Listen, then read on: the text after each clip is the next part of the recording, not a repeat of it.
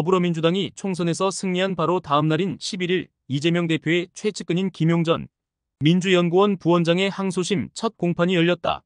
이날 공판에서 검찰은 김 전 부원장이 지인과 면회하는 과정에서 자신을 조사한 검사와 불법 정치자금 및 뇌물수수 혐의로 1심에서 징역 5년을 선고한 재판부에 심한 욕설을 한 녹취록을 현출했다.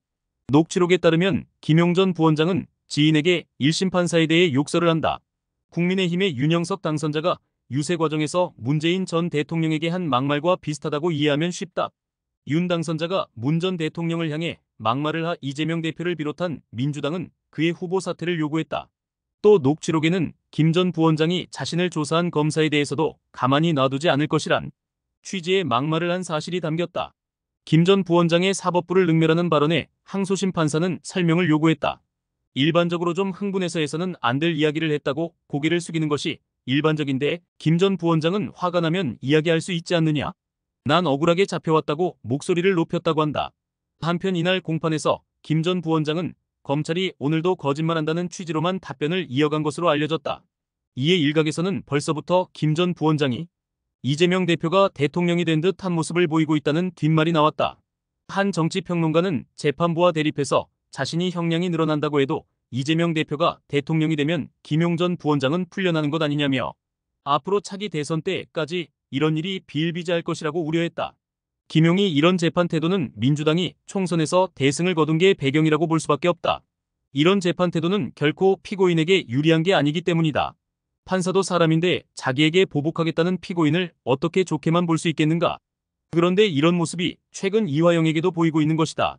그동안의 공판 과정에서 없었던 내용인 검찰과 김성태가 술파티를 벌여 자신을 회유했다는 말도 안 되는 거짓을 말하고 이재명이 이 발언을 공론화해서 검찰과 재판부의 신뢰성을 깎아내리고 있는 것이다.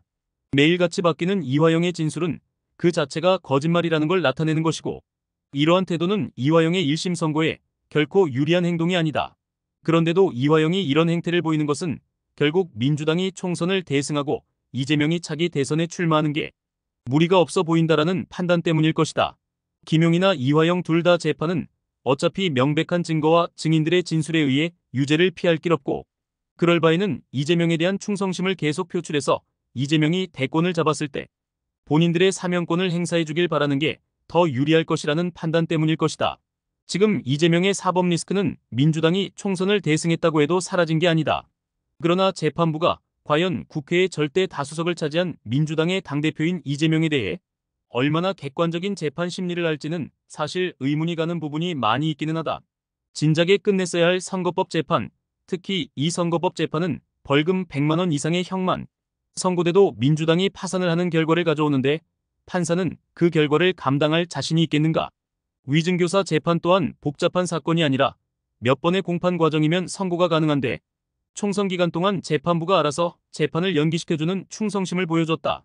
과연 이런 모습이 21세기 민주국가인 대한민국에서 볼 수 있는 사법부의 모습인가?